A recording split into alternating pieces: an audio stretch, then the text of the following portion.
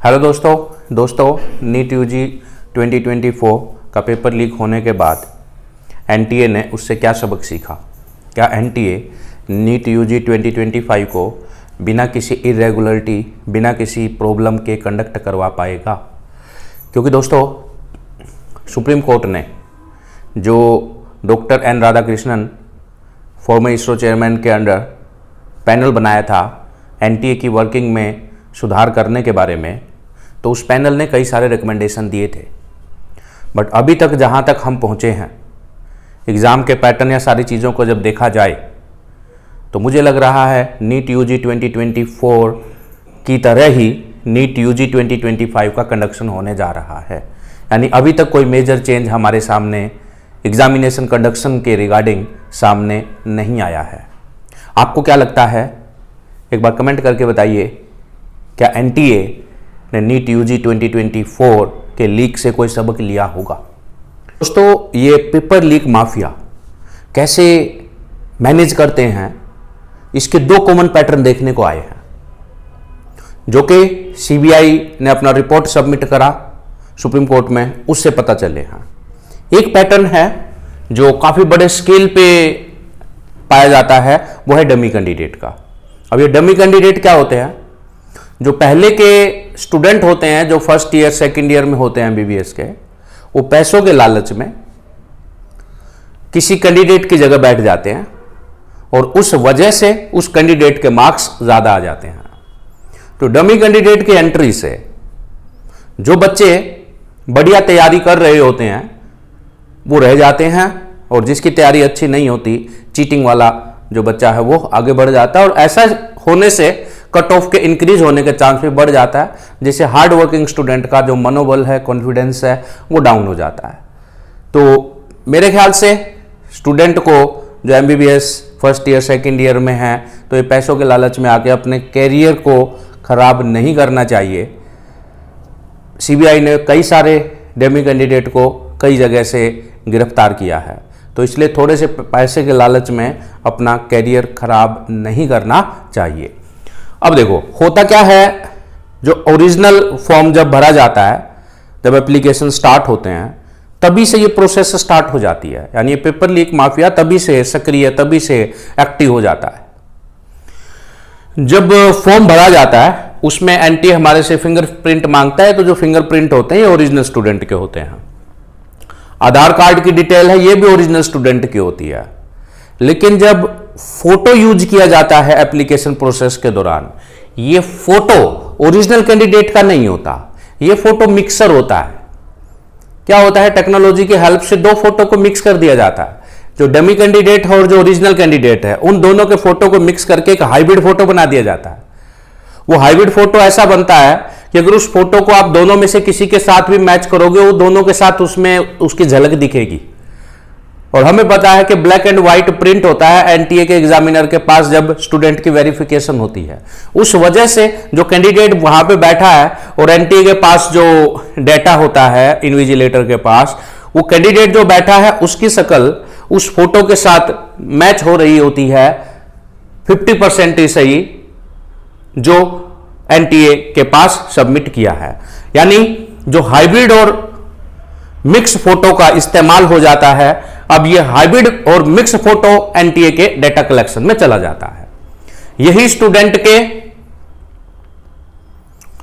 जो score card है उस पर प्रिंट होके आता है। अब जो ओरिजिनल स्टूडेंट है ये उससे भी मैच कर रहा है फोटो, और जो डमी कैंडिडेट है उससे भी मैच कर रहा है फोटो। जब एडमिट कार्ड रिलीज होते हैं तो क्या होता है, जो मिक्सिंग वाला फोटो है वो मिक्सिंग वाला फोटो ही पेस्ट किया जाता है एडमिट कार्ड के ऊपर, और एनटीए के पास जो फोटो था वो ऑलरेडी मिक्सिंग वाला था। तो जब इन्विजिलेटर मैचिंग करते हैं तो मैचिंग ऑलमोस्ट हो जाती है, और वैसे भी सब कुछ इतना जल्दी जल्दी में होता है, वो ज्यादा ध्यान नहीं देते। अब बात आती है कि फिर ये फिंगरप्रिंट को पेपर माफिया कैसे मैनेज करता है।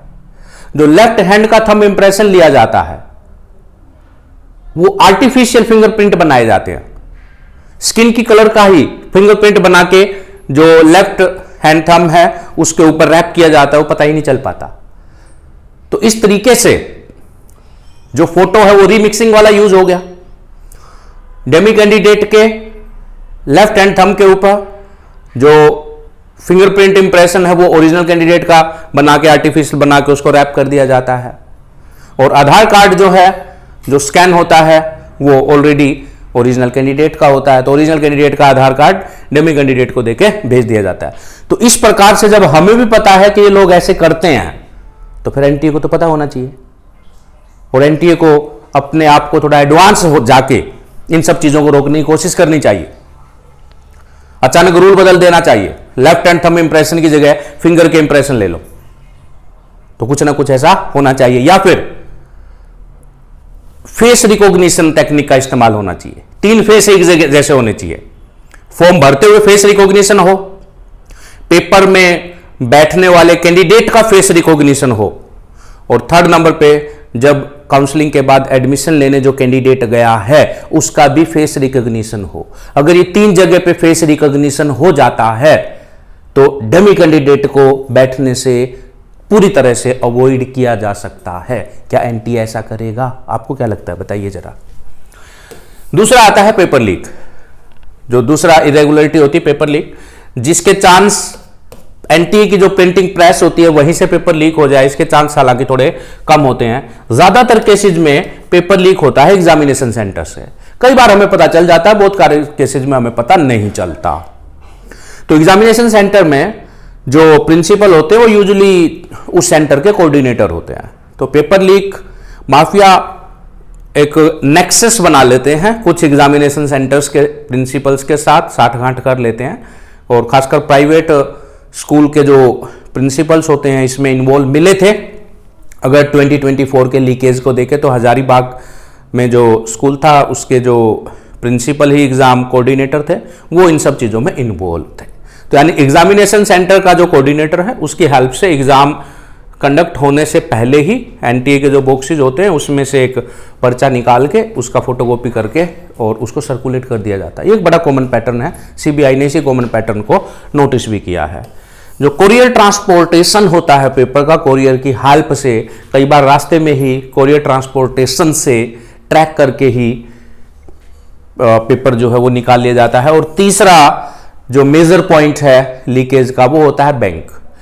बैंक के अंदर पेपर स्टोर होता है, वहां से फिर अलग अलग एग्जामिनेशन सेंटर में जाता है। तो ये कुछ मैंने बताया कि किस तरीके से पेपर लीक माफिया काम करता है। तो जब हमें ये बात पता है तो एनटीए को भी पता होनी चाहिए। और सुप्रीम कोर्ट की जो रिकमेंडेशंस थी एनटीए की वर्किंग को लेके, तो मुझे कोई भी रिकमेंडेशन अप्लाई होती हुई दिखाई नहीं दे रही। तो जब रिकमेंडेशन को अप्लाई ही नहीं करना था तो सुप्रीम कोर्ट ने पैनल क्यों बनाया? आपको क्या लगता है? कमेंट करके बताइए।